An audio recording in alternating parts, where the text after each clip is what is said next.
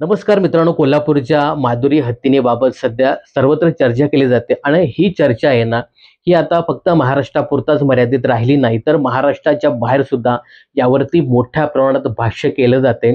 आणि मी खरं सांगतो, ज्या पद्धतीने कोल्हापूरच्या लोकांनी हत्तीनीला परत आणण्यासाठी जे काही आंदोलन उभं केलं ना, ते खरंच वाखाणण्याजोगं आहे. याच्यामध्ये बरीचशी लोकं जिओ कंपनीला टार्गेट करताना दिसतायत. बऱ्याचशा लोकांनी जिओ कंपनीचं जे सिम आहे ते इतर कंपनीमध्ये कन्व्हर्ट केलंय. बऱ्याचशा लोकांनी जिओ कंपनीच्या प्रॉडक्टला अक्षरशः बॉयकॉट केलंय आणि ज्या पद्धतीने हे आंदोलन उभं आहे, मागे 2 दिवसापूर्वी जी काही पदयात्रा काढली होती, जो काही लोकांचा सपोर्ट मिळाला, आता हे सगळं पाहता याच्यामध्ये हिंदुस्थानी भाऊने सुद्धा उडी घेतली. काल एक सोशल मीडियावर व्हिडिओ पोस्ट केला आणि त्या व्हिडिओमध्ये तो असं सांगताना दिसतोय, की राजकारणी लोकांनी तुम्हाला भडकवलं आणि तुम्ही हे आंदोलन करताय. त्यांच्या मागे तुम्ही लागू नका. आणि अक्षरशः तो हिंदुस्थानी भाऊ त्या आंदोलनकर्त्यांना शिव्या घालत होता. म्हणजे हिंदुस्थानी भाऊ हा शिव्यासाठीच ओळखला जातो.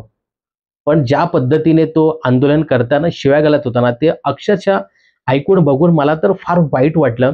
आणि बघा, सोशल मीडिया आपण ओपन केलं ना, स्क्रोल करत गेलो ना Facebook किंवा Insta, एखाद दुसरा तरी व्हिडिओ त्या हिंदुस्थानी भाऊचा येतच असतो. पण मी पहिल्यांदाच हिंदुस्थानी भाऊला पुराव्यासकट बघितलंय.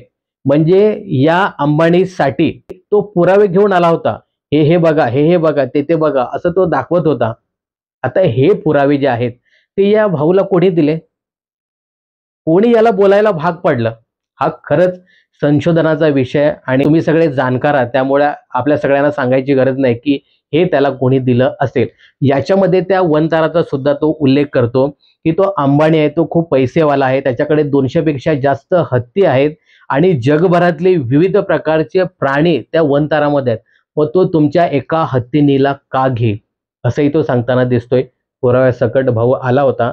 पण मला त्याची एक गोष्ट अजिबात आवडली नाही आणि ती एवढी खटकली, की जे लोक आंदोलन करतायत त्यांना अक्षरशः तो शिव्या घालत होता आणि तुम्ही खाऊन आलाय का?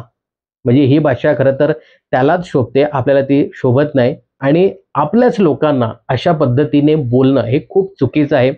मी खरं सांगेन ना, तर हा आता लोकांच्या श्रद्धेचा विषय आहे. राजकारण आपण थोडंसं बाजूला ठेवूया. परंतु हा विषय ना लोकांच्या श्रद्धेचा, आपुलकीचा आणि प्रेमाचा आहे. त्यामुळे मला असं वाटतं, की कोणी किती आणि कसं बोलावं याचा सुद्धा विचार करायला पाहिजे. आणि भाऊ, शिव्यांचं सांगायचं झालं तर कोल्हापूरच्या लोकांचा नाद करायचा नाही, एवढंच मी तुम्हाला सांगतो. खरं तर मी कोल्हापूरचा नाहीये, पण ज्या पद्धतीने या विषयामध्ये लोकांचा जो काही सपोर्ट मिळतोय, जी काही लोकांची भावना आहे, आदर आहे, प्रेम आहे, तर याचा आपण सुद्धा आदर करायला पाहिजे.